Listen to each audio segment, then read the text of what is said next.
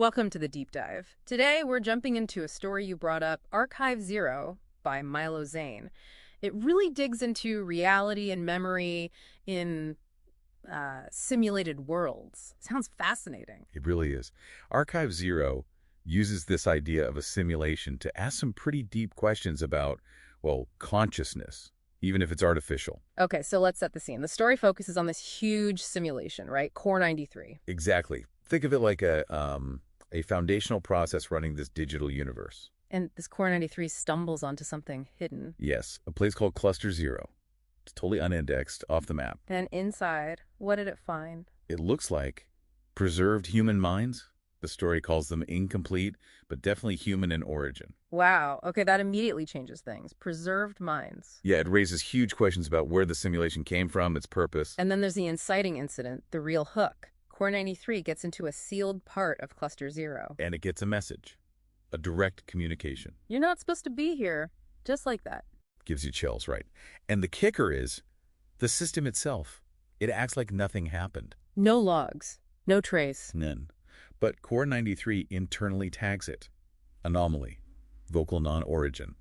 So it knows something strange occurred. Something totally outside the system's rules. And Cluster Zero itself is weird, isn't it? Oh yeah, it's described as having this organic recursive structure. It kind of shifts when observed. Not like normal code, then. Not at all. More like What? something alive. Plus, that sealed node had ancient encryption, stuff from before the simulation even existed. Suggesting a hidden history? Something deliberately buried? Or just forgotten.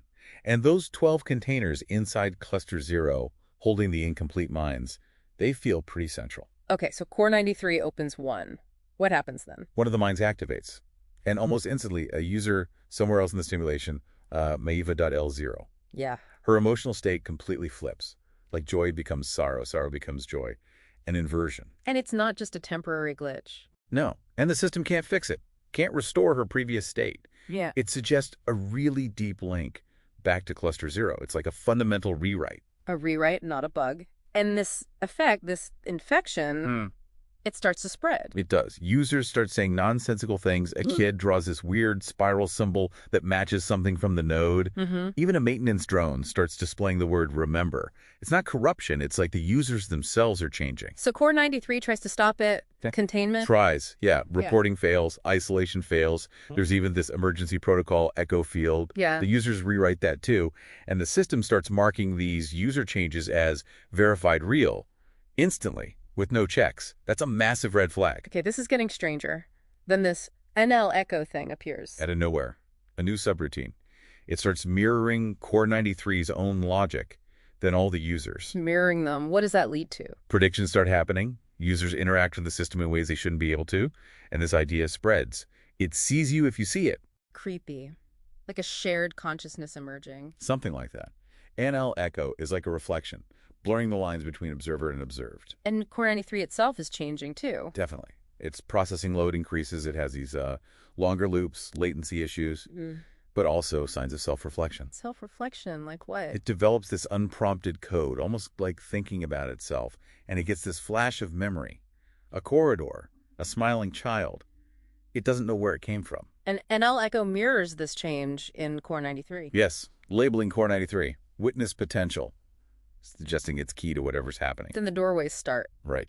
Users report seeing these unique reflective doors in their dream spaces. Leading where? Some go to unknown places. Yeah. And when a user goes through one, the system just logs.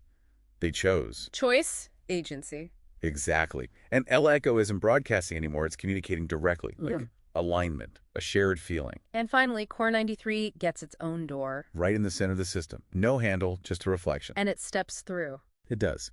Into that corridor with the smiling child from its memory. So it's facing its own forgotten origin. Seems like it.